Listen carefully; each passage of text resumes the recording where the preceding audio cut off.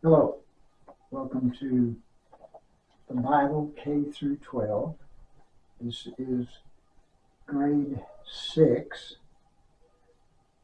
the second part, uh, and it is concerned with Genesis chapter 2, verse 4, and following through the end of the chapter.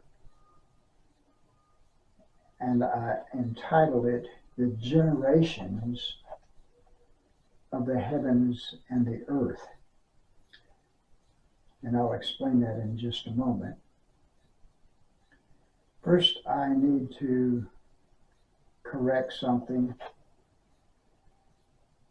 In my little title that I inserted in the last video, I said the 6 days of creation. And then when I began to speak, I talked about the 7 days of creation.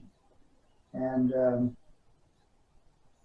the truth is that chapter 1 and the flow into chapter 2 really depict a 6 days duration of the events that we call creation. Then the seventh day is a day of rest. And so in one respect, you can simply refer to 6 days. From the other perspective, that it is describing an entire week, you can refer to the 7 days. So I created some confusion there, and hopefully that will help clear it up somewhat. So it is true that the narrative begins in chapter 1 and carries over through the 3rd verse of chapter 4, and then, to the third verse of chapter 2. And then the 4th verse announces a new approach, and it says, these are the generations of the heavens and the earth. Now, this little title, if you will, actually is consistent with a number of different places in the book of Genesis. For example, chapter 5 verse 1 and chapter 10 verse 1 and so forth use that phrase, the generations of, and then it goes on to say what the generations are about.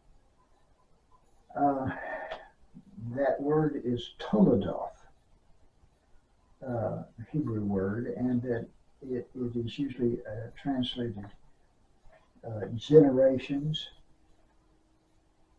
Exactly what it means is not very clear, but it really is a narrative of a whole series of individuals and the events surrounding those individuals.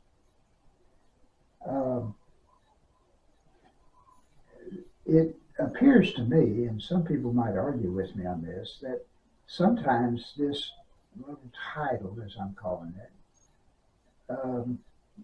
will actually kind of be somewhat into the narrative. So you have a narrative, and then bam, you have the title, and then the narrative continues. Some people might not see it that way, but whatever the case, this use of the generations of is a part of the entire book of Genesis, with one exception. The creation account of chapter 1 through chapter 2, verse 3. It is not consistent with the rest of the book in that regard. And I think that's a signal. It's telling us that this is a prologue to the entire book. It doesn't it's not just a sequence of events that can be kind of divided off, and then there will be another sequence of events and another and so forth. But rather it is saying, we're going to say something here about the entire book. It is an explanatory note to the book of Genesis, and we could say to the entire Bible. All the Bible and all things have this background. Created by God, very good, with humans as the vice regents until they surrendered their office. Okay, so that's the background to everything that we find in the Bible. So now we're going to look at a peculiarity. We're going to look at a particular incident or a set of incidents, and that will be defined as the generations of. But in a way, it's not as broad, nearly as broad in terms of its content as is found in chapter 1. Now this generations account continues until chapter 4, verse 24. And you might want to say it continues until verse 26, but you can quibble about that. Now some people consider this narrative starting in chapter 2 verse 4 as a second creation account, and really that ignores the structure of the book of Genesis. So as I've already said, we have this prologue. So chapter 2 verse 4 is not a new beginning of a prologue, but it rather is some detail that is looked at out of that creation account. Let's compare the perspective of chapter 1 and chapter 2. And when I say chapter 2, I'm beginning at verse 4. First of all, chapter 1 encompasses the entire created order of the universe because it talks about the stars. Chapter 2 focuses on one small area of earth, just a garden. Chapter 1 considers the creation of the human species. Chapter 2 focuses on one couple. Chapter 1 makes clear that both genders are fully human, and chapter 2 understands that in the same way, but it stresses the intimate connection between the genders, the one flesh understanding. Chapter 1 stresses the availability of vegetation as a source of food for humans and animals, and chapter 2 makes that food available, but particularizes it in the garden. Again, we have particularization versus generalization in the two accounts. Number 6. Although animal and human order seems to be reversed. So you have the human created, and then description of the animals created, and then you have the female created, human female created. And that seems to not jive with chapter 1. But notice that if you look at the English Standard Version, ESV, and the New International Version, they both use the past perfect tense for the word form. Now, we're getting into some heavy-duty high school English grammar, going back to my old days of Mrs. Maynard and the plain English handbook, as well as my first year Latin class. The perfect is an action that is completed and remains to have effect into the present. Now there is a simple perfect that would have the helping verb have. I have built my house. I did it in the past. It's still built. It's complete. And it carries over into the present. But there is also a past perfect.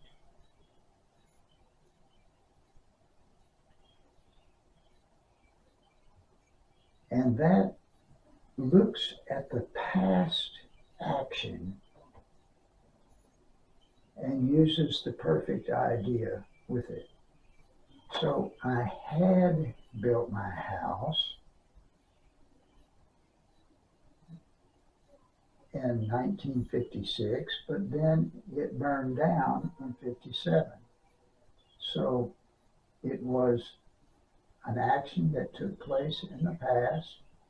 It had continuing effect until a particular event took place, which then interrupted the completion of that house. The had helping verb signals the past perfect. And so it says that these animals had been created in the past, and then that carries over into the present.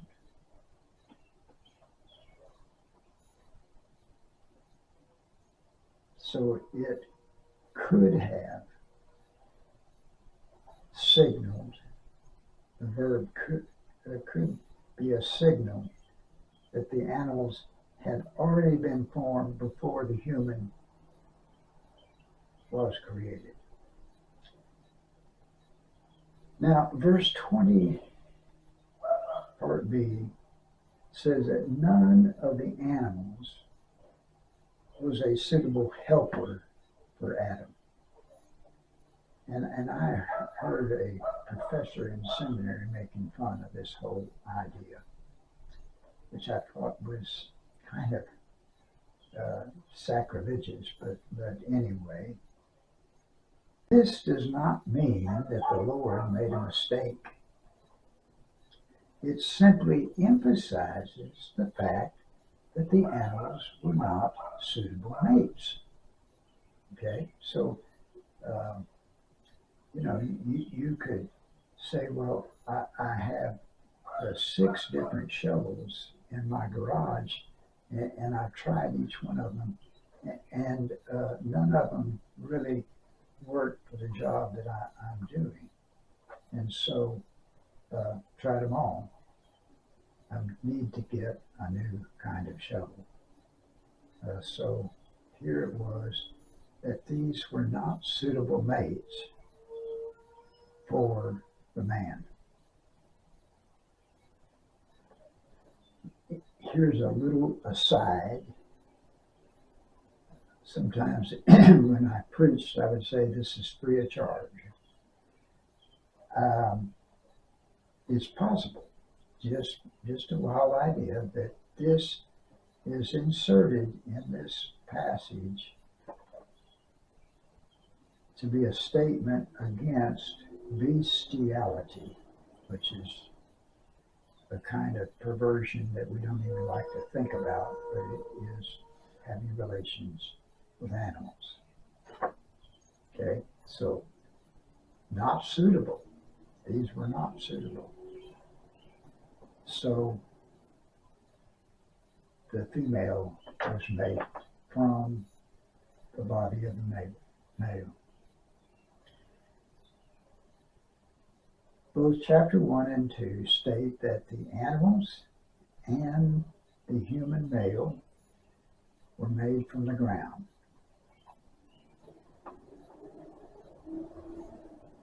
Chapter 2 says the woman was made from the man. Now, this is not a statement of some kind of inferiority. It is to state that there is a deep intimacy between the man and the woman. This is now bone of my bones, flesh of my flesh.